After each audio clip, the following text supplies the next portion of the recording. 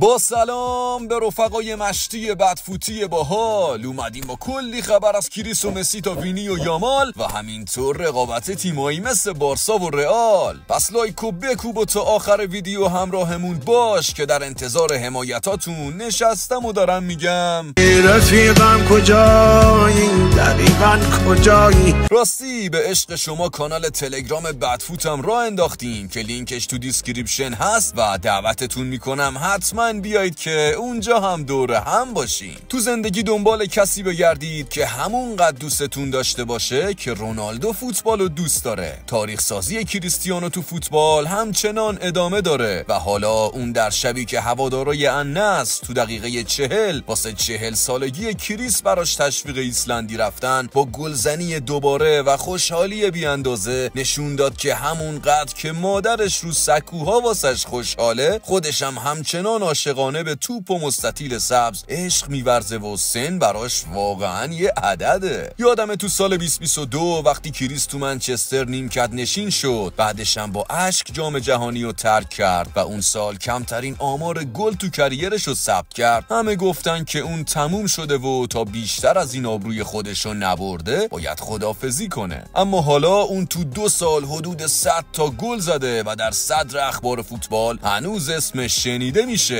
و بهتر از هر باغبونی گل و بو میکشه. حتی عمو جانی اینفانتینو تولد رونالدو رو بهش تبریک گفته و نوشته ما تو جام جهانی 2026 منتظرت هستیم کریس. باید ببینیم شراب ناب فوتبال تو جام مثل شراب شیراز تو جام میدرخشه یا نه؟ شما چی فکر میکنی؟ جام جهانی با کریس و جانی یا دیگه تو جام واسه کریس جانی؟ از شماره 7 قدیم رئال بریم سراغ شماره 7 جدیدشون که انگار هوادارای مادریدی هم کم کم دارن به این باور میرسن که وینیسیوس یه چیزی برای ماندگاری کم داره: شخصیت. تو بازی رئال و لگانس در حالی که کاپیتان مودریچ دوست داشتنی در 39 سالگیش 90 دقیقه برای رئال جنگید و گل هم زد، در صحنه‌ای که روی تیم فشار بود به وینیسیوس گفت عقب‌تر برگرد و تو دفاع به تیم کمک کن. اما واکنش وینی که جای بچه مودریچ حساب میشه و 15 سال ازش کوچیک‌تره همه رو شوکه کرد. وینی گفت سرت تو کار خودت باشه پیرمرد، این آخرین سالیه که اینجایی، پس تو بازی من دخالت نکن. والورده هم که شاهد این صحنه بوده عصبی میشه و بعد بازی به وینیسیوس میگه درست رفتار کن. اما وینی به والورده هم پریده و با داد و بیداد گفته شما هیچ کدوم مثل من نیستید، من نباشم یه توپم به محوطه جریمه نمیرسه، میدونید که من بهترین بازیکن جهانم، پس اینقدر در مورد من نظر ندید. ماجرا به اینجا ختم نشده و ظاهرا وینیسیوس درخواست تمدید قرارداد با رئال هم نپذیرفته و رقم بالاتری درخواست کرده. ایجنتش هم گفته دستاوردهای فردی وینی مثل دبس نشون میده که اون باید نسبت به بقیه بالاترین حقوق تو رئال داشته باشه که خب مشخص منظورش از بقیه شخص امباپه است. هی دلم برای هوادارای جدید فوتبال میسوزه که ستاره هاشون کسانی هن که خیلی راحت پول و به عشق به تیم ترجیح میدن و خیلی احترام ها رو زیر پا میذارن. یادی کنیم از زمانی که تو سال 2020 وقتی به خاطر کرونا بازی ها تعطیل شد و بعدش هم بدون تماشاگر برگزار میشد، مسی تا چندین ماه 70% از دستمزد خودش رو به باشگاه میبخشید تا کارکنای باشگاه بارسا بیکار نشن و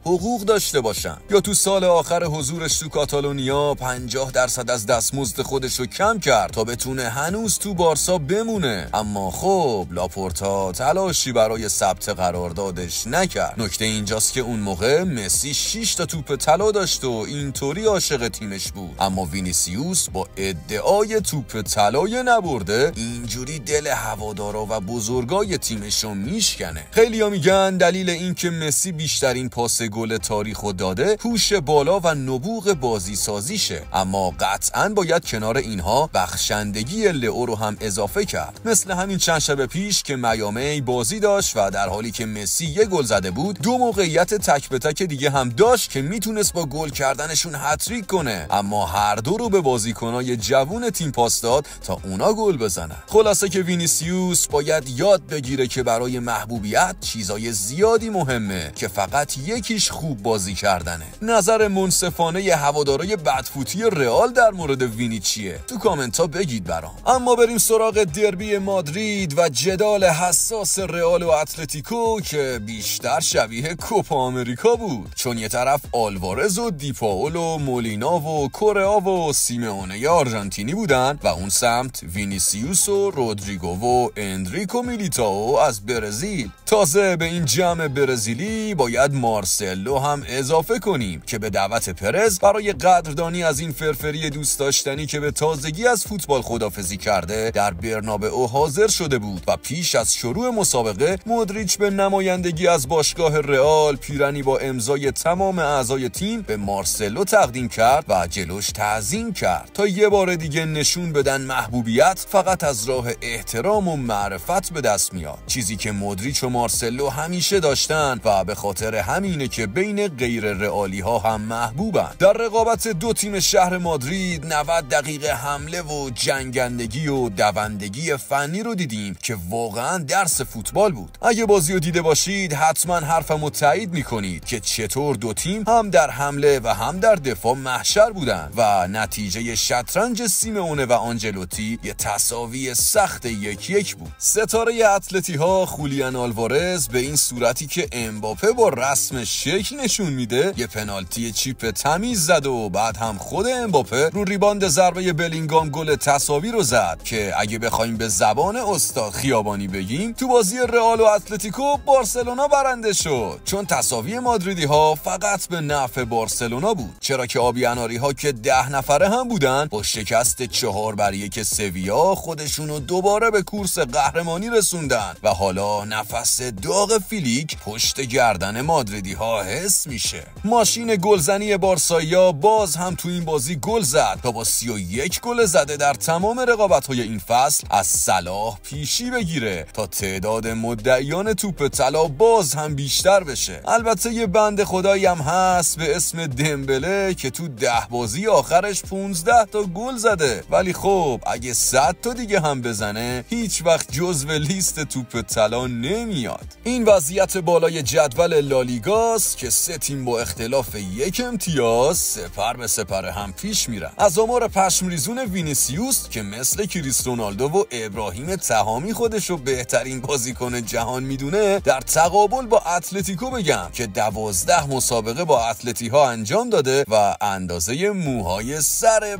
پپه گل زده. گفتم پپه یاد جفت همیشگیش تو رئال افتادم، گلادیاتور سرخی راموس که مدت ها بود خبری ازش نرفته بودیم. ال کاپیتانو به کشوری رفت که شاید از اول به اونجا تعلق داشت، مکزیک، سرزمینی که به خشونت معروفه و حالا راموس هر چقدر بخواد میتونه تو مونتری مکزیک تک بزنه و آخر فصل همه براش بخونیم هر کی بود تو راهت فلج کردی. راموس تو تیم جدیدش به یاد معروفترین و مهمترین گلش که تو دقیقه 93 فینال چمپیونز لیگ به همین اتلتیکو مادرید زد و این دقیقه به راموس تایم معروف شد، اونجا پیرن شماره 93 رو میپوشه و به احتمال زیاد حالا بعد از پپه و مارسلو به زودی نوبت خداحافظی راموسه. غم انگیزه که قهرمانا و دلخوشی‌های بچگیمون یکی یکی دارن میرن و ما رو با دلار 90 تومانی تنها میذارن. البته الان که این متنو دارم مینویسم دلار 90 تومنه، اون موقع که شما میشنویدش نمیدونم. البته خب دنیا هنوز قشنگیاشو داره، مثل کینگ آنتونی و کینگ مگوایر که تو این هفته هر دو برای تیمشون گل زدن و با درخشششون دل ما عاشقان فوتبالو شاد کردن تا با صدای بلند فریاد بزنیم دوست دارم زندگی رو.